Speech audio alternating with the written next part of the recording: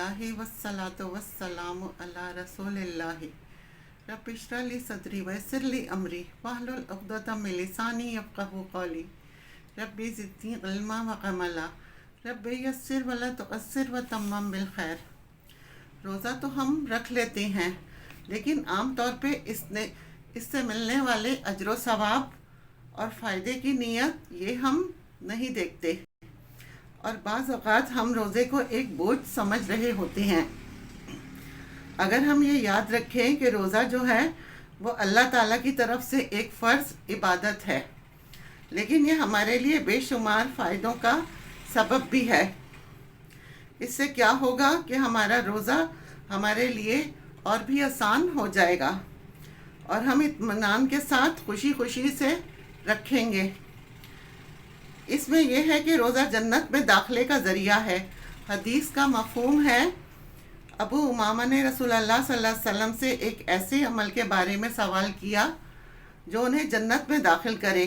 آپ صلی اللہ علیہ وسلم نے کہا، علیک بالصوم فإنہ لا مثل لہ، تم روزے کو لازمی پکڑ لو، وہ اس لیے کہ اس کی طرح کی کوئی چیز نہیں، یعنی جنت میں جانا چاہتے ہو تو اسے اپنے لیے لازمی پکڑ لو۔ روزے دار کے لیے جنت کا ایک خصوصی دروازہ ہے۔ اللہ کے نبی صلی اللہ علیہ وآلہ وسلم نے فرمایا، جنت کا ایک دروازہ ہے جسے ریان کہا جاتا ہے۔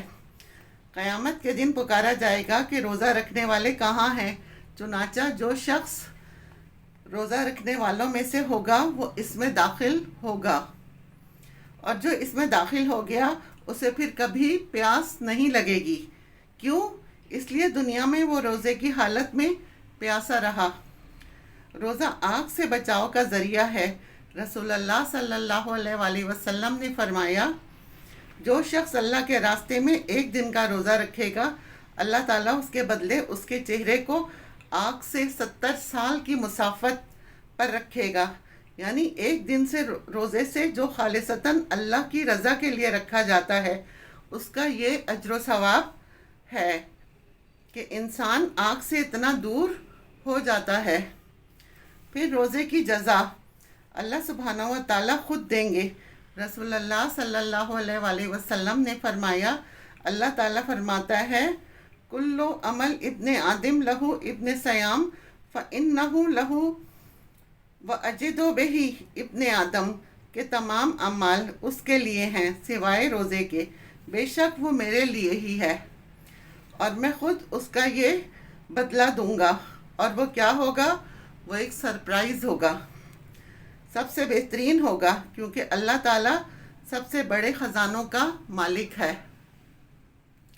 جو کچھ اللہ تعالیٰ دے سکتا ہے وہ کوئی اور نہیں دے سکتا۔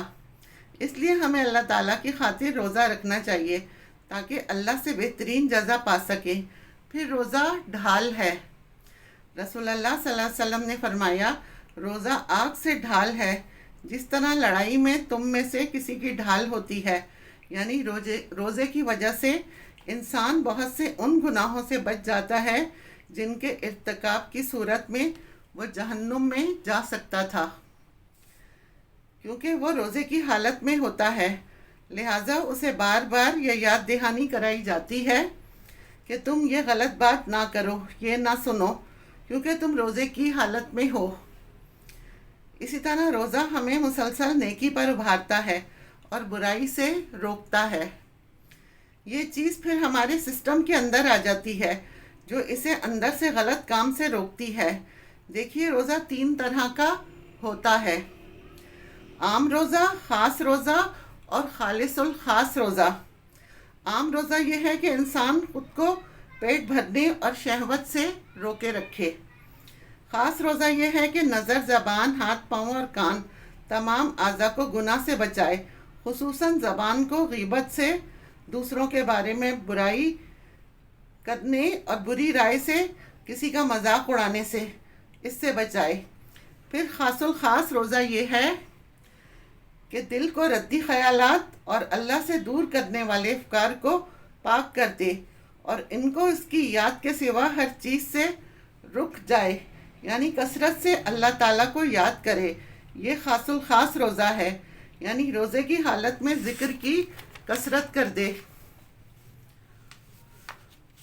وآخر دعوانا ان الحمد للہ.